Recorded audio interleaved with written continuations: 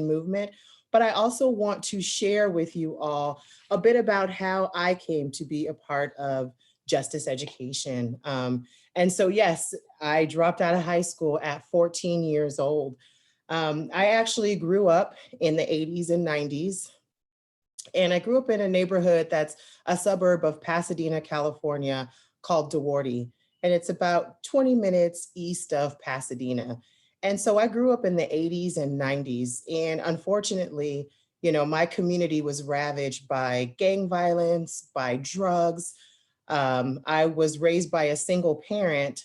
My father was addicted to crack cocaine. And so, being raised by a single parent made things a lot more difficult, right?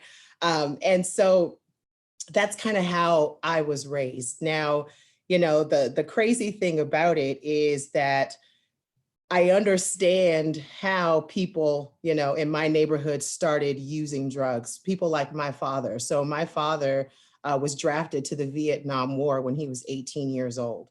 And some of the things that I teach about in my class is we talk a lot about Black soldiers. And during that time, Black soldiers were viewed as expendable and they were put on the front line. And so my dad saw really horrible things and, really turned to drugs as a way to kind of drown out those memories. And so I grew up really seeing so many people in my community, right, using drugs. As a kid, most of my weekends were spent traveling up and down California to different prisons, visiting people. And so growing up in this neighborhood and seeing a lot of the things that I saw, I began down that path as well. And so growing up, I got into trouble a lot. I used to fight all the time. And growing up in my neighborhood, that's just kind of what we did. We didn't walk around with smiles on our faces. We walked around with frowns and, mad dog people. And if anybody looked at us funny, right, that was it. It was a fight. And so as a kid, I was in and out of juvenile hall. And so just really on that wrong track. Freshman year of high school, I got pregnant. Got pregnant at the end of my freshman year and I dropped out. So that was me dropping out at 14. Around that time, I had also spent the very last time that I would ever be incarcerated as a juvenile, time in a juvenile facility. LP, I'm not sure if any of you are familiar with that, Los Padrinos. It is a juvenile facility. And so I spent some time there. And the last time I was there, I was pregnant with my daughter. And so for me, that was a real wake-up call. I thought, I don't want to bring a child into this world and this be the example that I set. And so I started on a path to try to get my life together. In the meantime, though, my mom kicked me out because I was incorrigible, right? I wanted to do what I wanted to do. I wanted to be an adult. No one could tell me anything. And so I found myself at 15 years old, pregnant, and not having very many options. And so I literally started working. I mean, I did almost anything that I could do to earn money. And so that's kind of what I did. I worked a bunch of different jobs. I mean, I had a newspaper route. I was in the malls, like, try this. I mean, I did anything. And so I really started thinking to myself, what is it that I want to do with my life, right? I can't continue down the path that I'm going down. And so the crazy thing is, in my neighborhood, what I saw were the people in my neighborhood, and then I saw law enforcement. And so, I had this wild notion of like, oh, I want to work in law enforcement, right? I mean, I think that I could truly make a difference, right? If I got in, I could change the whole structure, right? And have it work for the people and really be about that. So 18 years old, got my life together. I went to a community college and did a certification program for public safety. And I got hired as a 911 dispatcher for the city of Pomona. And so this was like my first kind of like legit real job, like benefits and law enforcement. And I thought, oh, wow, this is great. I'm answering these emergency calls for service. I feel like I'm making a difference. I'm really helping people. And so I'm like, okay, perfect. I want to continue and build this career in law enforcement. And so I continued on. And once I turned the ripe age of 20, right, you could apply to be a jailer. And so that's exactly what I did. I turned 20 and I became a jailer. And then I'm like, oh, this is awesome, right? I'm talking to people. I think I'm like a mini social worker, encountering people like, what are you doing out here? Get your life together and trying to really make a difference in my own way. And so I went through that process and, finally I became old enough to become a sheriff. And of course I applied because here I am thinking I could definitely make a difference. And so I got hired as a sheriff for LA County. And so here I am in a system where, I'm thinking here I can make a difference. And what I found in what I was told by lots of my superior officers is that you did not get hired to be a social worker, right? You got hired to operate within a system that has already been created. And so for me, as those kind of rose colored glasses that I originally had on started to fade away, I realized how racist, law enforcement just in general is. I realized that there was no way for me to truly make the kind of difference that I wanted to make. And I was unhappy. I mean, I think that there is something to be said about folks that are in law enforcement. I mean, it is one of those jobs where you see a lot of folks that work within those fields turn out and have, high alcohol rates. They have high rates of suicide and so many other things. And so, for me, I totally saw that. It was so clear to me.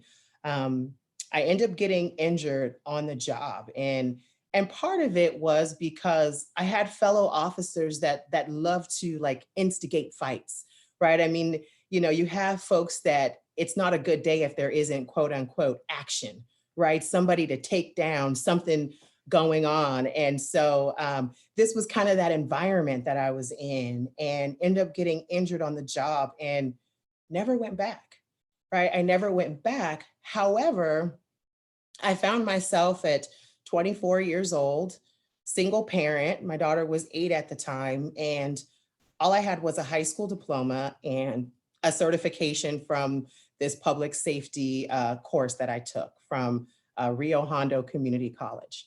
And that was it. So I don't think I realized that I was not going to be able to go out there with just a high school diploma and find a job that would pay me what I was making in law enforcement, right? I mean, literally, you can get a job in law enforcement and start making close to 6 figures with just a high school diploma, right? And so I tried to match that and there was like no way. I mean, I ended up working 2 jobs, 3 jobs. And I thought to myself, there has to be kind of a better way to live and to go about things. I still always had that passion to help people, right? And that was really my real passion. It wasn't necessarily law enforcement. It was just that need and that want to help people. And so I figured I'd give college a try. Now, growing up, I didn't know anyone that had ever gone to college. Neither one of my parents went to college, neighbors, no one in my family. And so, I didn't think that I was college material, to be honest, right? I had these really wild notions of who college was for. And it definitely wasn't for, a teenage mom. It definitely wasn't for someone who was raised by a single mother or someone who had a drug addicted parent, right? And so I had all these kind of notions in my head, but I was also desperate, right? Because as a single mother, those ends weren't meeting, right? I was working 2 jobs, 3 jobs, spending so much time away from my child and still struggling to pay the bills. And so that's kind of really what led me to community college. And, I got there, I had been out of high school for so long, I never ended up going back to a traditional high school after I had dropped out. I ended up going to a continuation school, which I don't know if any of you know much about continuation schools, but the one that I went to was a complete joke, right? I mean, they kind of give you these packets, you do these packets, and the goal is just that they want to, graduate folks quickly. They are not concerned if you can truly read or write or, have those basic skills that you need to be successful.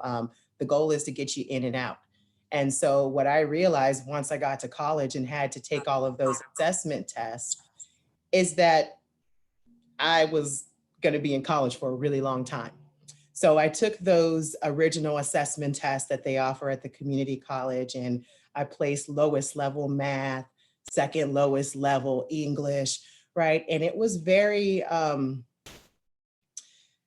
a little defeating, especially when you go to do that ed plan and you find out that on top of the 60 transferable units that you need to graduate, that you also need to do an additional 30 of these pre-collegiate kind of college courses to get you to the actual college level, right?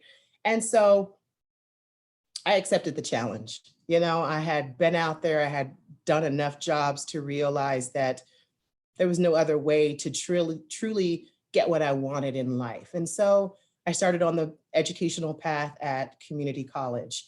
And so I started taking 2 classes and I thought, okay. And at the time I was working, right? I was single parent, I had a full-time job. So I said, okay, let me start by taking 2 classes. And I took 2 classes and I was like, oh, wow, I got 2 A's. And it's not that the classes were easy, they were difficult. I just realized that being smart meant showing up to class, right? It meant doing your homework. It meant asking for help when you needed it. And so all those doubts that I once had about myself and about how successful I could be in college kind of all just melted away. And I just continued on that path and I started taking more and more classes and I'm like, okay, I could really do this. Like I can see myself as a college student. And it felt good. It felt good to just feel empowered. It felt good to step outside of my comfort zone and do something that had been a huge fear for me at one point.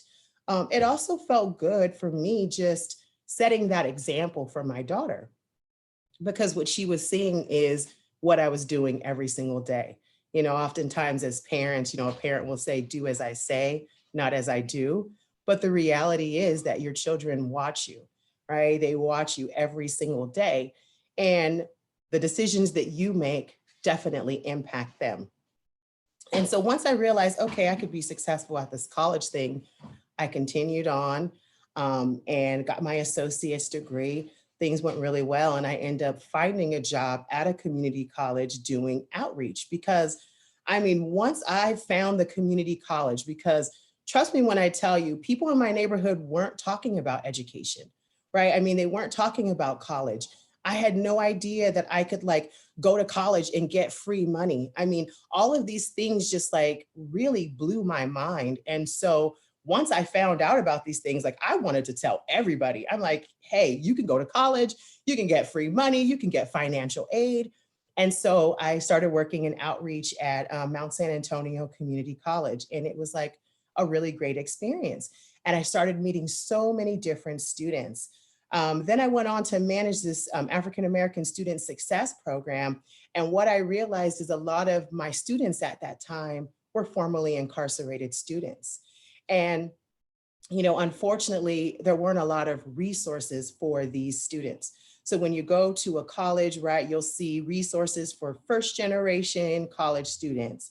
You'll see resources for disabled students, right? And students with all these other kind of backgrounds, but you rarely see support for formerly incarcerated students. And so I started encountering these students more and more and started kind of tapping into that passion again of not only wanting to help people, but really wanting to help people that, reminded me of folks from my neighborhood, right? The folks that I was visiting every weekend as a child. And so continued on that path and went to Cal State LA. And one of the things that I realized is that, education was awesome, right? I mean, going to class, learning about things, it was great. However, it didn't fully fulfill me as a student, right? Because again, I was not a traditional college student. I didn't start college until I was 24. And so I brought a lot of that lived experience with me. And I'm like, okay, this education experience is great, but I also need this kind of other experience, right? This out of classroom experience where you're learning about yourself and other things just as much, and how those experiences can be just as powerful as those experiences that you have in the classroom. And so I finished my bachelor's degree and went on to grad school. And in grad school, I met this wonderful professor named Dr. Reese.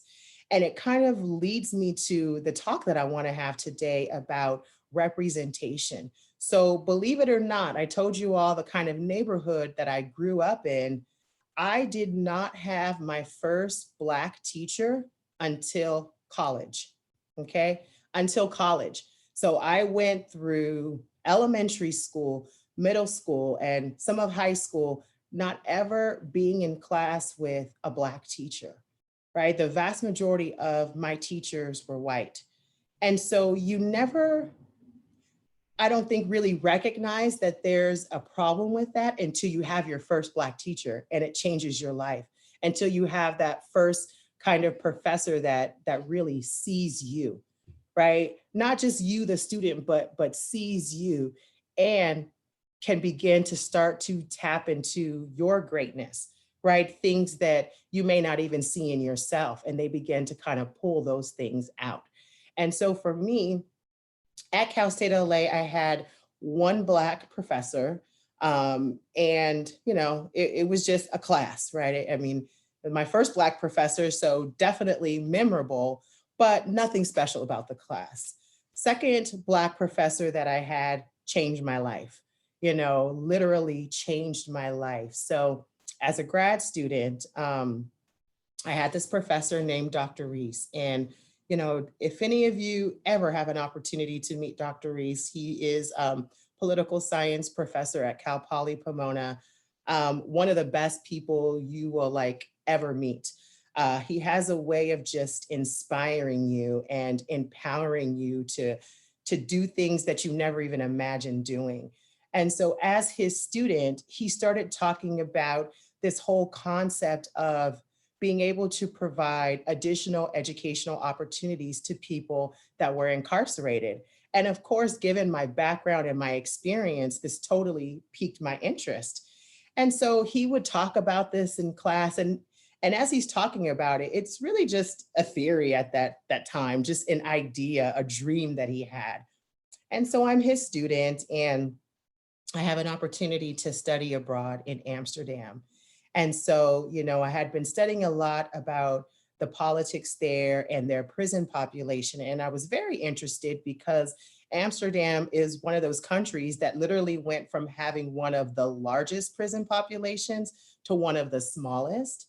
And so that really piqued my interest. And I'm like, well, what are they doing that we aren't doing? And so when I had this opportunity to go with Dr. Reese and several other students and study abroad, I jumped on that opportunity, and it was good that I did because it completely changed my life. And so being able to, go to another country and study their prison system and, really do some of that comparative research and start asking those questions like, okay, how come here in California, our recidivism rate is 70%? Meaning 70% of the people that get out of prison end up going back to prison. And why in Amsterdam is their recidivism rate 20%, right? What are they doing that we are not doing? And so I did a service learning project with the Dutch Salvation Army in Amsterdam.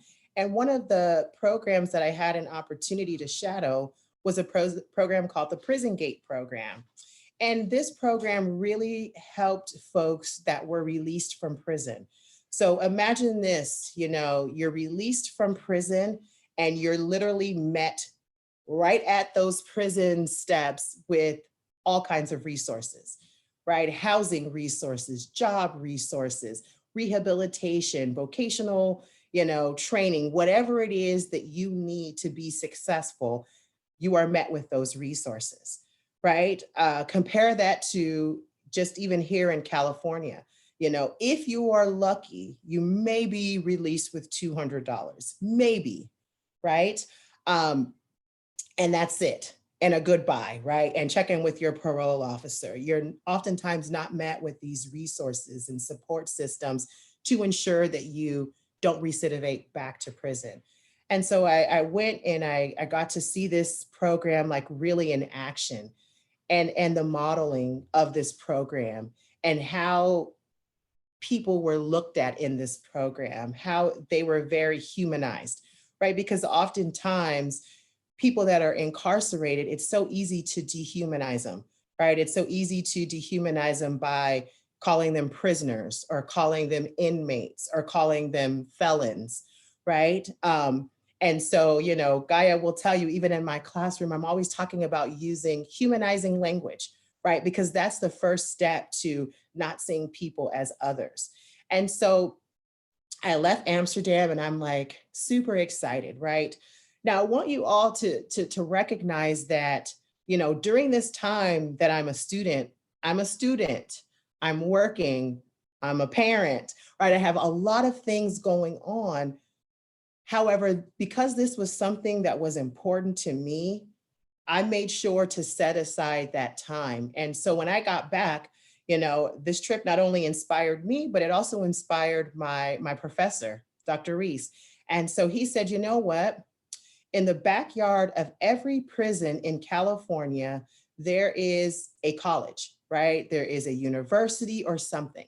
Why not tap into those resources? Why not tap into the resources in our own backyards to be able to support this population, right? To be able to not only bring in knowledge and information, but also take away knowledge and information, right? So it's never this one-way street. Anytime I ever went into a prison and taught any class, I probably learned just as much as I taught, right? And so he inspired me and like 10 other volunteers. And he's like, okay, you know, if I set this program up, will you all start going into the California Institution for Men, which is a prison in Chino, 10 minutes from Cal Poly, 20 minutes from the Claremont colleges, right? Would you go into this prison and provide some supplemental educational support? And I'm like, sure. You know, working in jails and, you know, definitely wasn't afraid of going in. You know, there were some people that had that apprehension, like, what is it going to be like? And, you know, we were on a level 4 yard. And if you know anything about prisons, there's 4 levels, right? The lowest level is 1 and the highest level is 4. So being on a level 4 yard is like kind of a big deal, because that's where like the real kind of people that have those higher level of crimes that are committed, those are the yards that they're on. And so we were all inspired and we're like, sure, we'll go in and teach an introduction to college. Like, why not? And so I got in, and literally this experience like changed my life, right? Being on the other side, being able to bring in hope and inspiration. You know, when we go into these prisons, we didn't have access to like a fancy kind of presentation. We didn't have access to technology. The only thing that we really had access to were our words, right? And so one thing that we know about words, and we're always talking about using this humanizing language, is that we know that words have been used to, you know, put people down, make people feel horrible about themselves. But words can also be used to inspire, to uplift, to make people feel good about themselves, to let people know that, you know, I see you, I'm proud of you. And so we started this program in 2011. Now, fast forward, so I've still participated in this program. 10 years later, we're now the largest prison education program in the world, right? The largest international prison education program. And it started with 1 person, 1 dream, and like 10 volunteers, right? And so one of the main reasons why my professor wanted to start this program is because although he has never been incarcerated, right? He saw a need for it. So in 2016, I went to a conference that the California Department of Corrections and Rehabilitation put on. And so they did this whole study of all 35 prisons in California. And they were looking at the people that go into these prisons to provide rehabilitative services. And these services could be anything from drug rehabilitation to religious services to some of the things that the Prison Education Project does, like Intro to College, Forgiveness and Healing, career development, and so on. So the vast majority of these folks that are going in and providing these services, out of all the people, 70% of them are white. Over 70% of them are women, right? When we look at the actual prison population here in California, we know that the vast majority are men, right? And the vast majority are men of color. And so that was eye-opening, right? That was very eye-opening to me. And so it was something that made me want to do a bit more research. Why? Why are the vast majority of folks that are going and providing these services in prison, why are they white, right? Last year, we did a study. So Gaia shared with you all that I'm the manager for justice education at the Claremont colleges. And one of our kind of pillar programs is a program called the Inside Out Prison Exchange Program. And the way this program works is a national program, and it brings together two different groups of people. So we have our outside students, which are our Claremont students, and then we have our inside students, which are our students that are incarcerated at the California Rehabilitation Center. And so the whole pedagogy behind this is to bring these two different groups of students together for a semester of learning, of growing.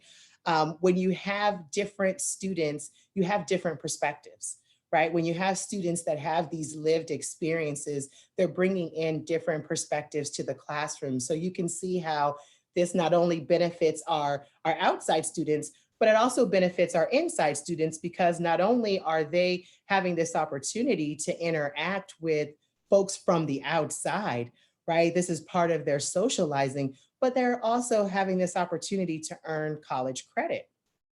And so once we kind of learned about the demographics of who's going into these prisons and who's providing these programs and these services, we started to ask questions, well, why, right? Why don't we have more faculty of color? Why don't we have more students of color? And some of the reasons why may or may not shock you. So I've heard everything from folks, right? I've heard, Black people say, I've spent my entire life trying to avoid prison. Why do I want to go back into a prison, right? I've heard people say it's very time consuming, and I get it. I mean, literally, you want to talk about volunteering. I mean, I volunteered anywhere from 10 to 20 hours a week for 4 months. I mean, for 4 years straight with PEP, right? So giving up my free time for a bigger purpose and a bigger cause. And I know that oftentimes, you may have students of color that have to work, that have to care for, siblings, or have other responsibilities that may keep them from being able to participate in things like this. But I think the reality is that we know that representation matters, right? Representation helps to strengthen communities and improve student outcomes. I meet with our inside students that are incarcerated at the California Rehabilitation Center every week. And so some of the questions that I ask them is, how do you feel when you are in an inside out class? And this is when students were actually going to the prison. We haven't been able to go into the prison since March. But how did they feel when they saw a young Black student come into the prison and be a part of that inside out class? Because again, I shared with you some of those demographics. Over 70% of the students that volunteer, not volunteer, but that participate in the Inside Out program are white, right? Over 70% of them are women, completely opposite of our actual inside demographics. And so the question is, how do you feel when you see a student that looks like you? And it is a different feeling, right? They will tell you, by seeing nothing but white students and white faculty, it does make them feel like, well, you have to be white to be successful, right? And those types of feelings, I know just me as a young student, as someone who didn't have anyone in my family that had went to college, I understand how you can internalize those types of things, right? And feel that. Um, the other thing that I will say, just in and being in these spaces and now working with a lot of folks who are doing this work in these prisons, a lot of folks, are doing it because it's great dinner conversation, right? It's like, oh, hey, I teach in prisons, right? Over your dinner party conversation and your wine. And it's like, oh, wow, you're so cool. But when you deal with those same folks as colleagues and as peers, and you're not necessarily someone who needs to be saved, oftentimes you get a different person, right? And so this is one of the things that I've experienced. And so I think for me, I recognize that diversity matters. And it's not to take away from the great work that non-Black folks are doing in these spaces, right? But I think for me, it's to really be able to amplify the voices of people of color, right? Because the reality is, even if you haven't been directly system impacted, more than likely you have been indirectly system impacted by one way or another, right? And it could be from knowing a family member that maybe was incarcerated, maybe you were. One of the things and one of the ways that we've been able to kind of change these kind of demographics throughout California is I'm a part of a policy group. And so one of the ways that we kind of lobbied the California Department of Corrections and Rehabilitation is for the right of formerly incarcerated people to be able to go back into these prisons and run programs, right? And so once the CDCR approved that, guess what happened?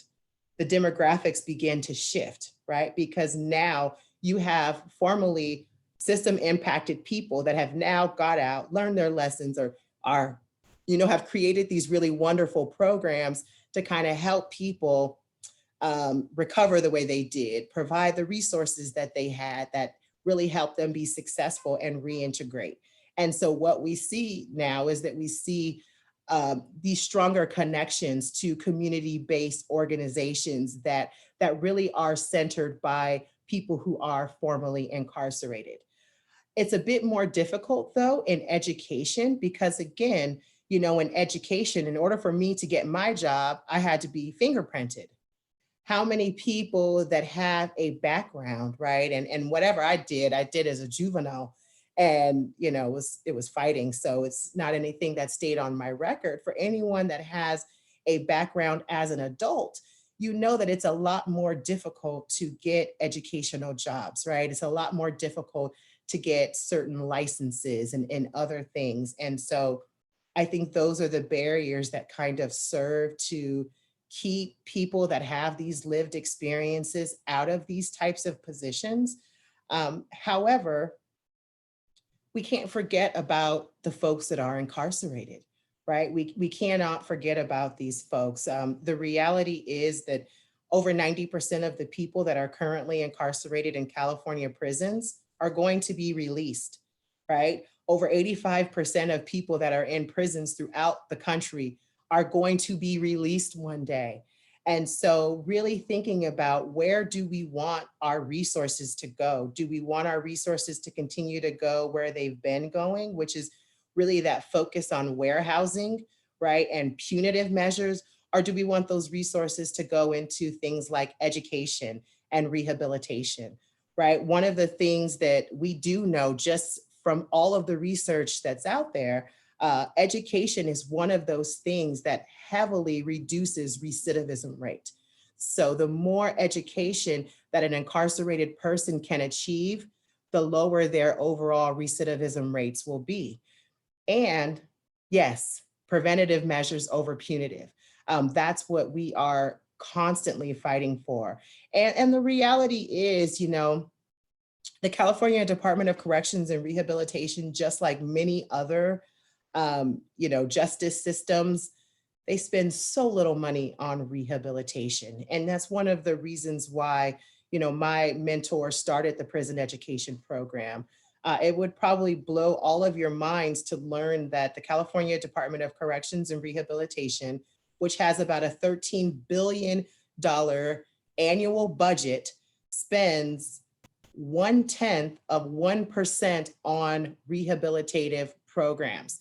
Again, that's 1/10 of 1% on rehabilitative programs.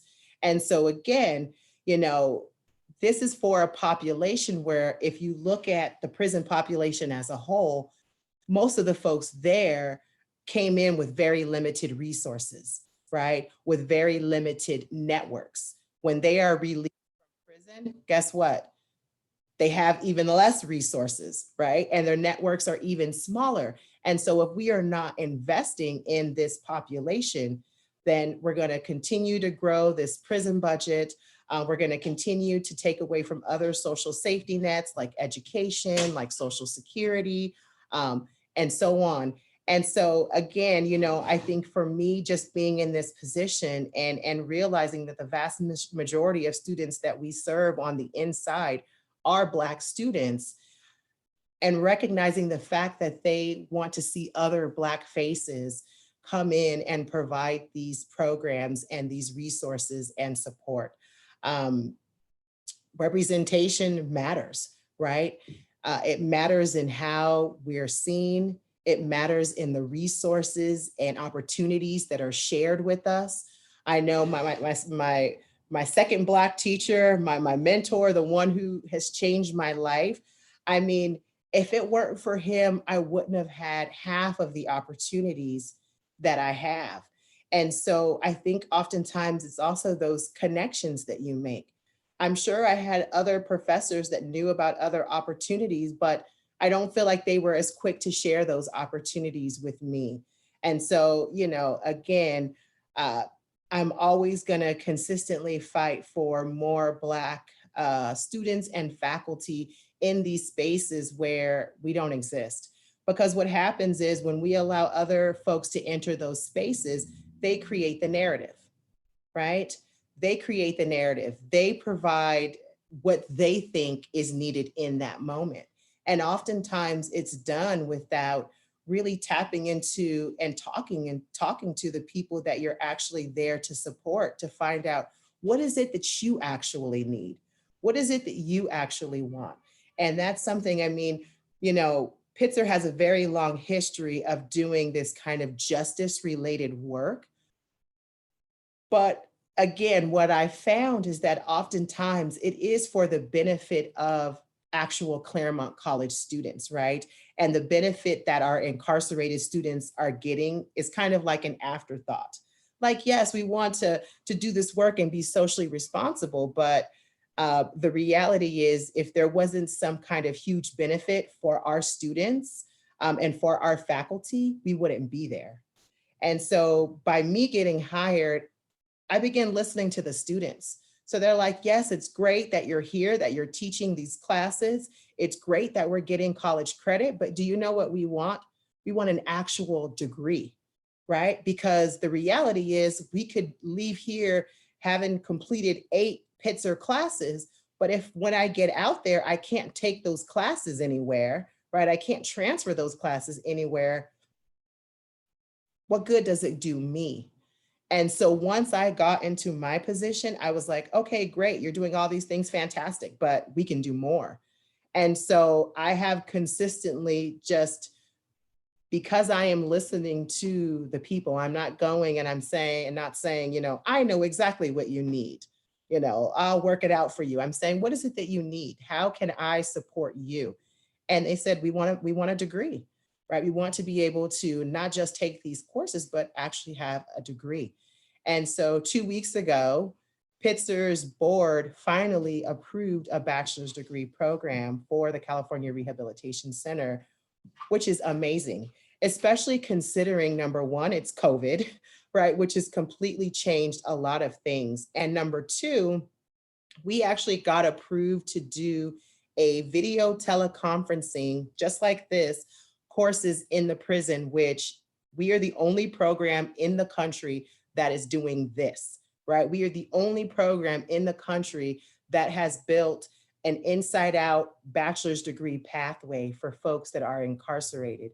And so again, this is why representation matters, right? This is why we need more voices and more people that have this kind of lived experience, right? Because I do consider myself as a person that has that lived experience. And so I know for me, education changed my life, right? Education changed my entire trajectory.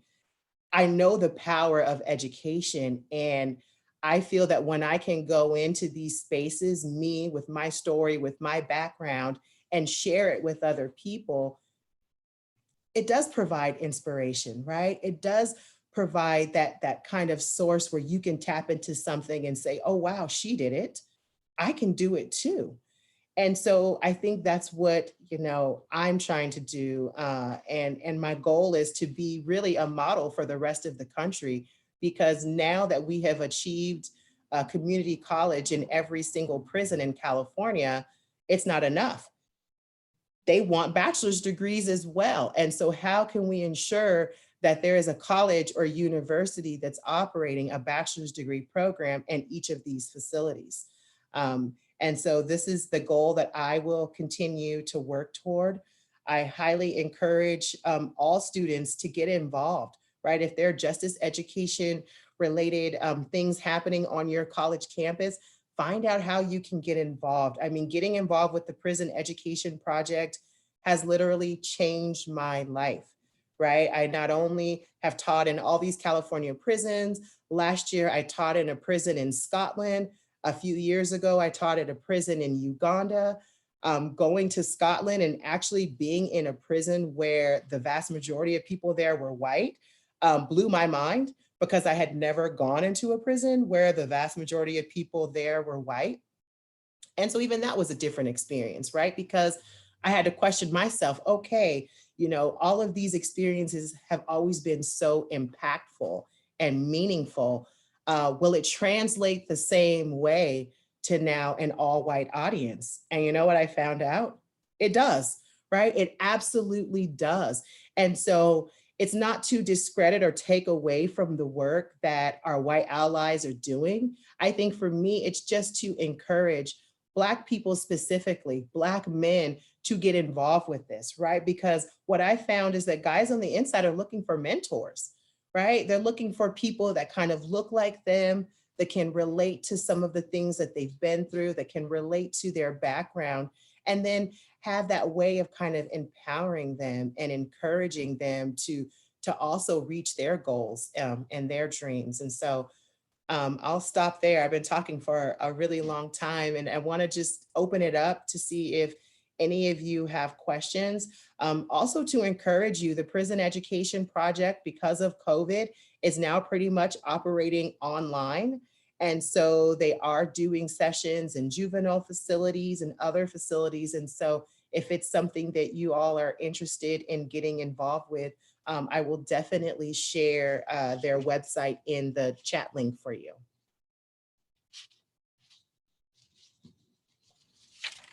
I just want to say that's super dope. Thank you for that presentation. I didn't even know, like, I always thought that once you're down the prison pipeline path, like there's no opportunity for switching lanes into some sort of educational path. And so like everything you were saying about now, some individuals who are in prison now have an opportunity to earn bachelor's degree, like that's completely new information to me.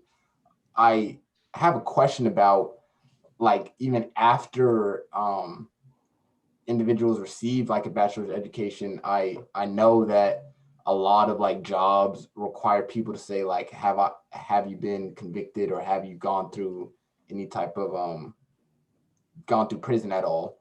And so I was just wondering, like, how do we then like knock down that barrier? Like after you receive an education, after you receive a degree, like how do you knock down the barrier of like, well, half the jobs I can't even apply to because they're immediately going to throw away my application? Yeah, so again, I'm a political scientist, and a lot of what I do work on is policy. And so one of the policies that we've been working on that you all may have heard of is ban the box. And so ban the box is really about taking that question away from job applications, taking that question away from educational applications, right? And so we have had some support in that, but again, you're right. And so what we've seen is that as we have educational programs like Project Rebound. Project Rebound is a support program for formerly incarcerated students. I believe they have Project Rebound offices at 10 Cal State campuses. And the whole goal is to be able to support these formerly incarcerated students, not just with their educational journey, but also with their future career goals, right? Because again, we did talk about that. Once you have that background, we know that there's going to be so many jobs that you will automatically be excluded from. And so part of that goal is you building a network. And so I work with also a program called the Reintegration Academy. And this is a program where Pitzer brings formerly incarcerated folks to the campus. We immerse them in life skills, soft skills, career development, and so on. And you begin to build this network. So through this program, we've had students who have gone on to be nurses and real estate agents. And if you can imagine having this background and then wanting to apply for a license, like a real estate license, for example. One of our former Reintegration Academy participants did all the hard work, finally passed his real estate licensing exam, and he was denied because of his background. He appealed, right? We went to court with him. My mentor actually went to court with him, gave a compelling kind of testimony of, how long are we going to make him pay for this crime that he did? Right? He served his time, he's off of parole. They gave him a conditional license for 6 months. And after 6 months, he followed all the rules and he was officially licensed. And so we have all these stories. We have stories of people who are formerly incarcerated that are now attorneys and professors and so on. And so, it just takes one. And once you have that one person kind of kick down that door, it's a lot easier for other people. And so we do know that that is a battle that folks are still fighting. And that's why we encourage people, build your network, start building your professional network, because there is going to come a time, unfortunately, where we know someone's going to ask you to explain your background. And you're going to need those character witnesses to say, this is what he's done. This is how she's changed. These are her contributions to society. This is why this person is deserving of a second chance. And so, again, this is what a lot of these programs are actually seeking to do. Interesting. Yeah. I'll let anybody else who has a question go ahead and ask.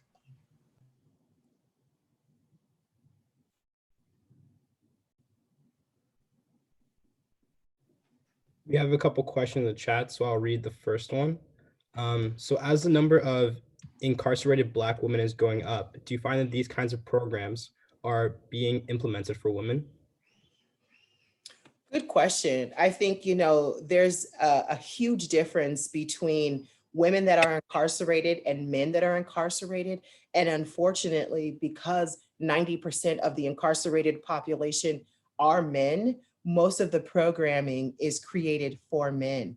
And so you do see that oftentimes women are left out, not just with the creation of programming, but also, pre-COVID, if you were to go on a weekend, let's say, to a men's prison in their waiting room, their waiting rooms look very different, right, than the waiting rooms of the women's facilities.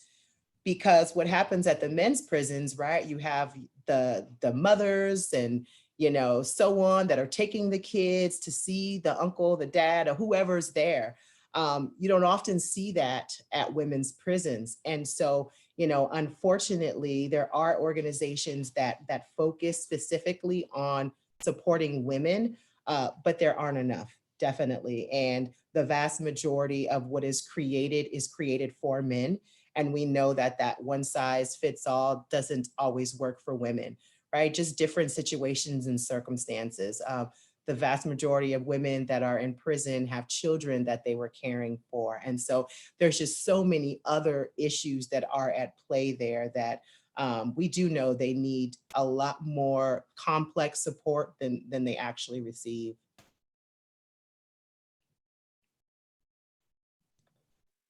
And there's another question in chat. Does community-based restorative justice programs align with the justice education movement?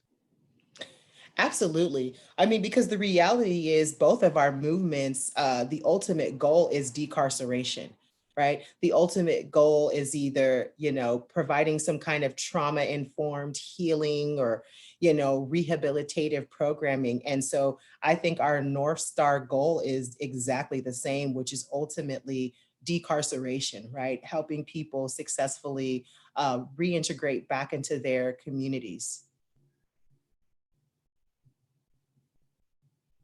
Great questions. If you have a question, feel free to unmute yourself and then go ahead.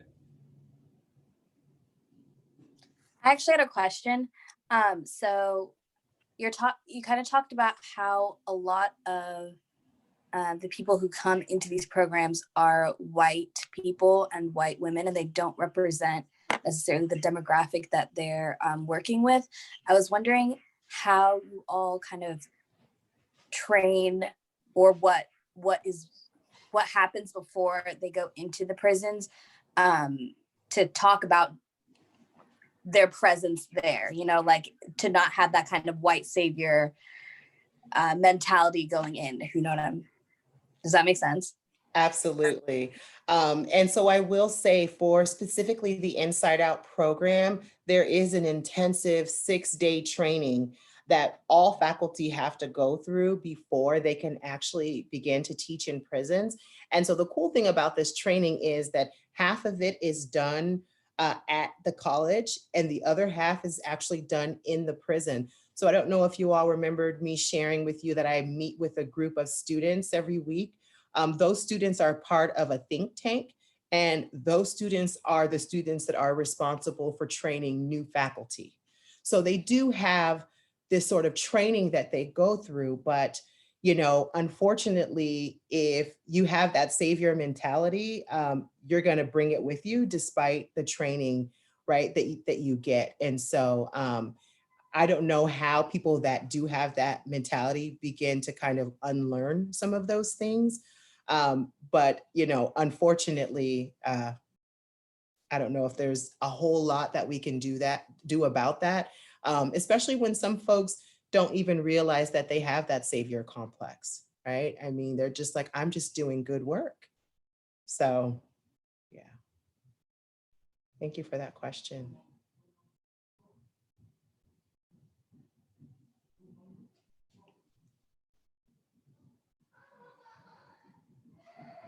Any other questions?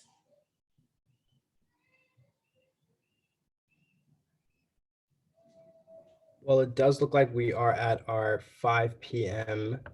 End time, and to respect everybody's time, if there's no more questions, I think we're going to end here. I'd like to give a quick thank you so much to Tyee Griffin for this amazing presentation. Can you give a little virtual round of applause? You can take yourself off mute. Thank you. Yeah, thank you a lot. Thank you all so much. Thank you for the work that you all are doing. I mean, it is very meaningful work. And I just want to applaud you all for showing up. I mean, I know it is Friday night. I'm sure you all are exhausted and probably should be studying or doing something, but I think that these talks are very important, and I feel truly honored to have been invited to speak with you all. So thank you.